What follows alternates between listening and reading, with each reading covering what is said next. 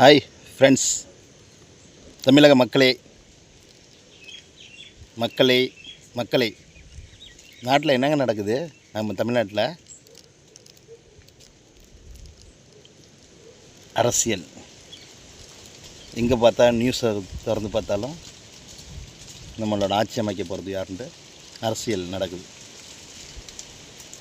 ஒருத்தவங்க பார்த்தா சின்ன பிள்ளையிலேருந்து நம்ம தாத்தாங்காலத்துலேருந்து அப்பாங்காலத்துலேருந்து 2 கட்சி தான், ஒன்று நீ இல்லை நான், 2 கட்சி தான் வந்துட்டு இருந்தாங்க.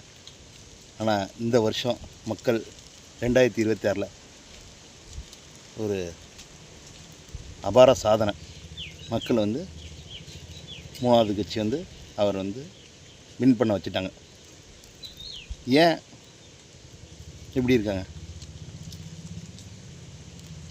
இல்லை ஒன்று நீ இல்லை நான் அப்படி இருந்ததை இன்றைக்கி 3வது ஒரு ஆள் வந்துட்டுருக்காரு.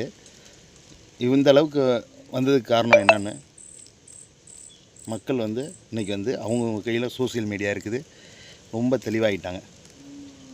மக்கள் இலவசம் இல்லை, மக்களுக்கு நன்மைகள் செய்யணும். ஒரு புது தலைவனை எதிர்பார்த்து வந்திருக்காங்க. அந்த தலைவன் ஒருத்தன் வந்திருக்காருன்னு சொல்லிட்டு அவருக்கு ஒரு வாய்ப்பு கொடுத்துருக்காங்க. ஆனால் இப்போ பாருங்கள், நியூஸில் பார்த்தீங்கன்னா அதை இப்போ 2 கட்சி இருந்துச்சோ அந்த 2 கட்சி கூட்டணி அமைக்க போதா நியூஸில் அறிவிக்கிறாங்க. பேப்பரில் வந்திருக்கு ஹெட்லைன். இதில் இந்த 2 கட்சிக்கு என்ன ஆகுது?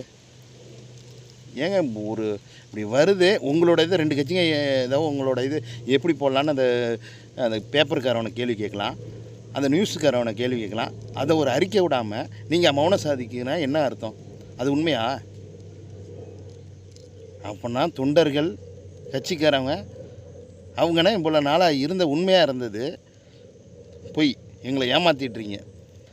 தலைவர் சொன்ன மாதிரி ஆயிடுச்சுங்க. அது என்ன தெரியுமா? எம்ஜிஆர், புரட்சி தலைவர் எம்ஜிஆர் சொல்லியிருக்காரு. அவங்க காலம் அவங்க அம்மா இருந்த காலம் யார்? எம்ஜிஆர் இருந்த காலம், அம்மா இருந்த காலம் வரையும் உண்மையாக இருந்திருக்கு. ஆனால் நீங்கள் அவங்க போனதுக்கப்புறம் இப்போ ஒரு 2 பேரும் நாடகம் பண்ணி ஆடிக்கிட்டு இருந்திருக்கீங்க. ஒரு 3வது கட்சி வந்தேன்.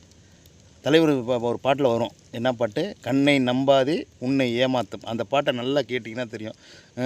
அந்த பாட்டில் ஒவ்வொரு விஷயம் புட்டு தலைவர் செஞ்சிருப்பார். அதை நீங்கள் உண்மைப்படுத்துறீங்க. தயவு கூர்ந்து அந்த பாட்டை கேளுங்க. இவங்க 2 ஆட்சியாளர் இருந்தாங்க. அவங்க இப்போ பண்ணுற வேலைக்கு கேளுங்க. எவ்வளோ பேர் அடி தடி போயிருப்பாங்க. 2 கட்சிக்காரங்க அடிச்சிருந்துருப்பாங்க. கொலை நடந்திருக்கு, எவ்வளோ நடந்திருக்குது. இதெல்லாம் ரொம்ப அநியாயமாக தெரில. சிந்திங்க.